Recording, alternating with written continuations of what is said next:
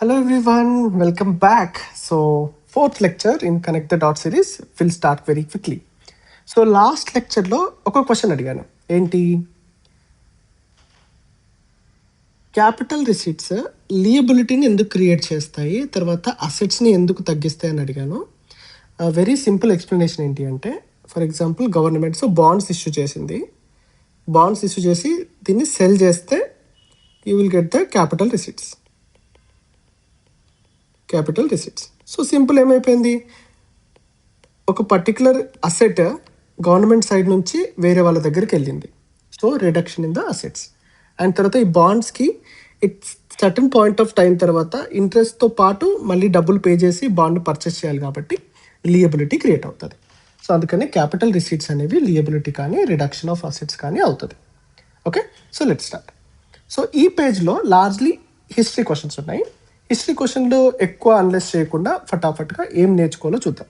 For example, consider the following statements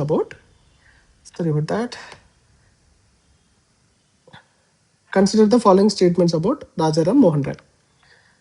He possessed a great love and respect for the traditional philosophical systems of the East. Okay. He desired his countrymen to accept the rational and scientific approach and the principle of human dignity, social equality of all the men and women. Correct statements అడిగాడు. So simple, ఒక social reformer పైన question వచ్చినప్పుడు ఆయన major beliefs ఏంటో అడిగాడు. Major beliefs. So next సారి మీరు social reformers గురించి చదువుతున్నప్పుడు వాళ్ళు ఈస్ట్ ఫిలాసఫీని ఎక్కువ బిలీవ్ చేశారా, వెస్ట్ ఫిలాసఫీని ఎక్కువ బిలీవ్ చేశారా, ఆర్ బోత్ని బిలీవ్ చేశారా ఒకసారి చూసుకోవాలి. తర్వాత వాళ్ళ మేజర్ ప్రొఫెషన్ కానీ లేకపోతే వాళ్ళ మేజర్ టీచింగ్ ఏంటో నేర్చుకోవాలి. That's it. So 1, social reformers topic important. Okay, ఎవరైతే సోషల్ రిఫార్మర్స్ ఉన్నారో మేజర్ రిఫార్మర్స్ని చూసుకోండి. ప్రతి చిన్న రిఫార్మర్ చదవాల్సిన పని లేదు. సెకండ్, వాళ్ళ మెయిన్ ఫిలాసఫీ ఏంటి, మెయిన్ థాట్స్ ఏంటి ఒకసారి చూసుకోవాలి. అంతకంటే డెప్త్లోకి వెళ్ళి చిన్న డీటెయిల్స్ గుర్తుపెట్టుకోకండి. Okay, for example Ishwar Chandra Vidyasagar గారు ఉన్నారు. వాళ్ళ మెయిన్ ఫిలాసఫీ ఏంటి, ఈస్ట్ ఫిలాసఫీని బిలీవ్ చేశారా, వెస్ట్ ఫిలాసఫీని బిలీవ్ చేశారా, లేకపోతే వాళ్ళ మెయిన్ థాట్ ఏంటి, అది ఒకసారి చూసుకోవాలి. సో దీని నుంచి నేర్చుకోవాల్సింది అది సోషల్ రిఫార్మర్స్ టాపిక్ ఒకటి, తర్వాత వాళ్ళ మెయిన్ ఫిలాసఫీ. అండ్ ఒక లాంగ్ పెండింగ్ క్వశ్చన్ ఉంది on doctor B R Ambedkar. Doctor B R Ambedkar గారి ఫిలాసఫీ పైన లాంగ్ పెండింగ్ క్వశ్చన్ ఉంది, అసలు రావట్లేదు. It can come. So Ambedkar గారి ఫిలాసఫీ ఏంటి, వాళ్ళు దేన్ని బిలీవ్ చేశారు, అదొకసారి చూసుకోండి. కూల్.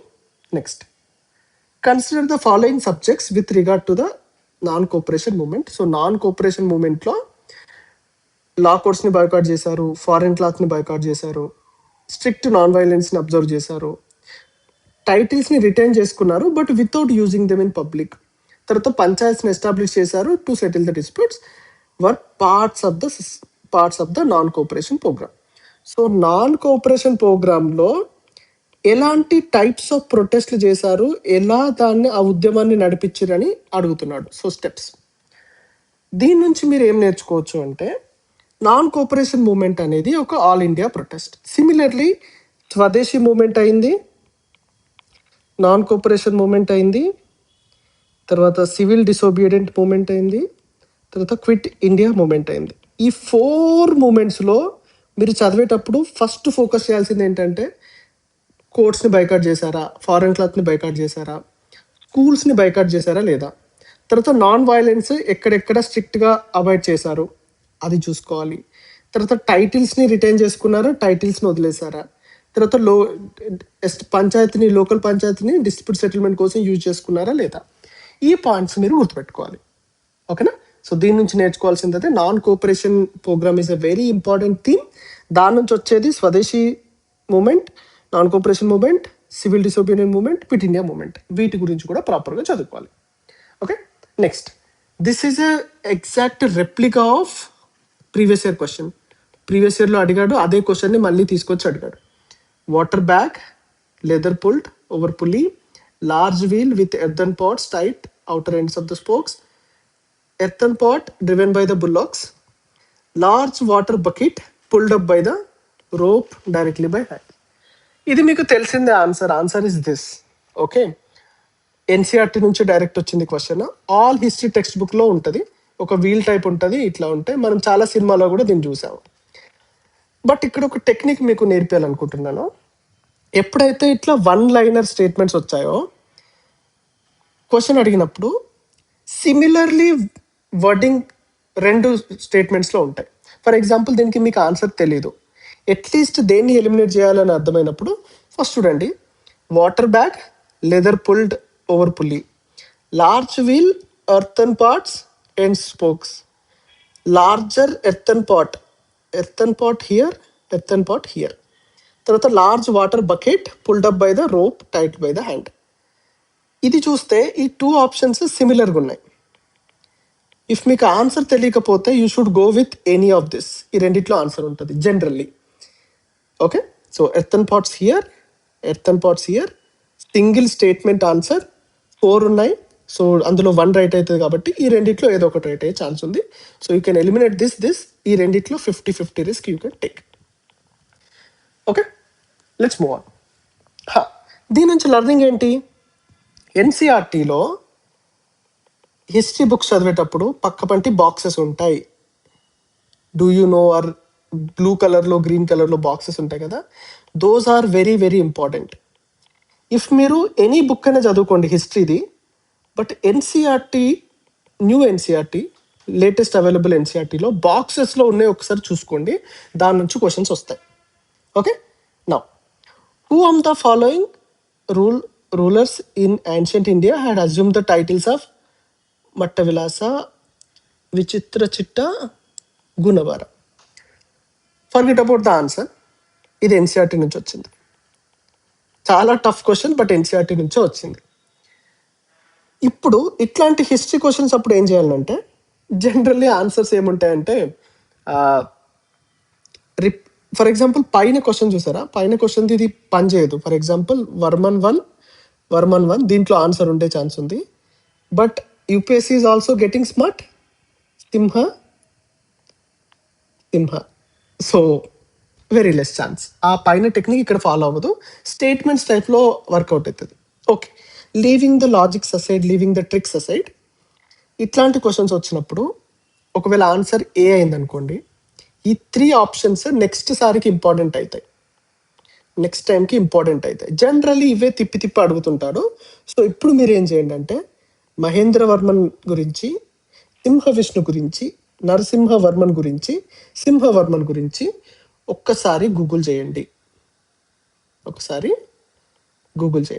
గూగుల్ చేసి జస్ట్ ఒక పారాగ్రాఫ్ చదవండి అంతే. మహేంద్రవర్మన్ ఎవరు, వాళ్ళ ఇంపార్టెన్స్ ఏంటి, సింహ విష్ణు ఎవరు, ఇంపార్టెన్స్ ఏంటి, నరసింహవర్మన్ ఎవరు, వాళ్ళ ఇంపార్టెన్స్ ఏంటి, సింహవర్మన్ ఎవరు, వాళ్ళ ఇంపార్టెన్స్ ఏంటి. Maybe next time question maybe coming from the other options. Okay, next. And again ఇక్కడ ఒక మిస్టేక్ ఏం చేస్తారంటే, ఇప్పుడు ఏం చేశాడు కింగ్ యొక్క టైటిల్స్ గురించి అడిగాడు కదా, ప్రతి కింగ్ టైటిల్స్ బట్టి పట్టడం నేర్చుకోకండి. ఇది just not a conceptual question అయినప్పుడు సేమ్ కాన్సెప్ట్ పైన వస్తాయి. బట్ టైటిల్స్ అనేది ఫ్యాక్చువల్ క్వశ్చన్, సేమ్ ఫ్యాక్ట్స్ పైన మళ్ళీ క్వశ్చన్ అడగదు. ఎక్స్ప్లెయిన్ చేస్తాను. ఫర్ ఎగ్జాంపుల్, ఇన్ఫ్లేషన్ అనే టాపిక్ పైన క్వశ్చన్ వచ్చింది అనుకోండి, ఇట్స్ ఏ కాన్సెప్ట్. సో ఈ కాన్సెప్ట్ పైన రిపీటెడ్ క్వశ్చన్స్ వస్తాయి, they are important. Whereas titles అనే క్వశ్చన్ అనేది ఇట్స్ ఎ ఫ్యాక్చువల్ క్వశ్చన్, దీనిపైన రిపీటెడ్ క్వశ్చన్స్ రావు. సో మీరు ఈ కింగ్ టైటిల్స్ ఒక 100 మంది కింగ్ టైటిల్స్ బట్టి పట్టకండి, it's waste of time. Okay, rather ఈ కింగ్స్లో ఒక స్పెషాలిటీ తెలుసుకోండి, సరిపోతుంది. Next, Fahien, Chinese pilgrim, travel to India during the reign of Samudragupta, Chandragupta, Kumaragupta 1, Skandagupta. So generally again మీకు మళ్ళీ ఒక చిన్న టెక్నిక్ చెప్తున్నాను, బట్ ఈ టెక్నిక్ మీరు లాస్ట్ రిసార్ట్గా యూజ్ చేయాలి. జనరల్లీ ఇట్లాంటి క్వశ్చన్ వచ్చినప్పుడు ఏవైతే మీరు ఎక్కువ నేమ్స్ విన్నారో ఆ నేమ్స్లో ఒక ఆన్సర్ ఉంటుంది. ఫర్ ఎగ్జాంపుల్, స్కందగుప్త పేరు మీరు ఎన్నిసార్లు విన్నారు? ఒక్కసారి 2-3 సార్లు కూడా విని ఉంటారు. కుమారగుప్త గురించి ఎన్నిసార్లు విని ఉంటారు? కపుల్ ఆఫ్ టైమ్స్ కూడా విని ఉంటారు. 2 కింగ్స్ పేరు వింటారు, సముద్రగుప్త పేరు, చంద్రగుప్త 2 పేరు. ఈ రెండిట్లో ఆన్సర్ ఉంటుంది జనరల్లీ. అందులో ఇంకా ఎవరు ఎక్కువ పేరు విని ఉంటారు, చంద్రగుప్త 2 పేరు విని ఉంటారు, మోస్ట్లీ ఇదే ఆన్సర్ అయి ఉంటుంది. This is true for Vijayanagara Kingdom, this is true for Buddhism, Jainism, this is true for the freedom fighters. Generally మీరు ఎవరి పేరైతే ఎక్కువ విని ఉంటారో అదే ఆన్సర్ అయి ఉంటుంది. బట్ ఇది లాస్ట్ రిసార్ట్గా మాత్రమే యూజ్ చేయాలి. ఎప్పుడైతే మీరు పక్కా ఫెయిల్ అవుతారో, ఇంకా వేరే ఛాన్స్ లేదన్నప్పుడు you should take a choice. ఇందులోంచి నేర్చుకోవాల్సింది ఏంటి? Fahien is a Chinese traveller. ఈయన కాకుండా 2-3 ట్రావెలర్స్ వచ్చారు. క్లాస్ 12th ఎన్సీఆర్టీలో 3 పార్ట్స్ ఉన్నాయి కదా, పార్ట్ ఏ, బిసి. ఒక ఏలో అనుకుంటా స్పెసిఫిక్ చాప్టర్ ఉంది ట్రావెలర్స్ పైన. ఓకే, ట్రావెలర్స్ పైన. ఆ ట్రావెలర్స్ చాప్టర్ చాలా ఇంపార్టెంట్. క్వశ్చన్ మళ్ళీ మళ్ళీ వస్తుంటుంది, మెయిన్స్లో కూడా వస్తుంది. అదొకసారి చదువుకోండి. సో థీమ్ ఏంటి ఈ క్వశ్చన్ నుంచి అంటే ట్రావెలర్స్. Okay, travellers. తర్వాత Fahien is an important one. Anyway is important one. ఆయన ఏ బుక్స్ రాశాడు, ఎక్కడికి వెళ్ళాడు, ఏం డిస్కవర్ చేశాడు, ఎన్సీఆర్టీలో ప్రాపర్గా మెన్షన్ అయి ఉంది. దాంతో పాటుగా ముందు డిస్కస్ చేసినట్టుగా సముద్రగుప్త గురించి, చంద్రగుప్త 2 గురించి, కుమారగుప్త గురించి, స్కందగుప్త గురించి ఒకసారి చదువుకోండి.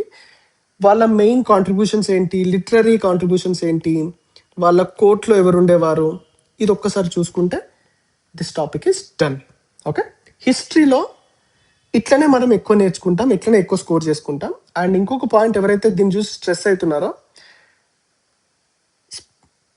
స్పెక్ట్రమ్ నుంచి వచ్చింది ఇది. Okay, spectrum,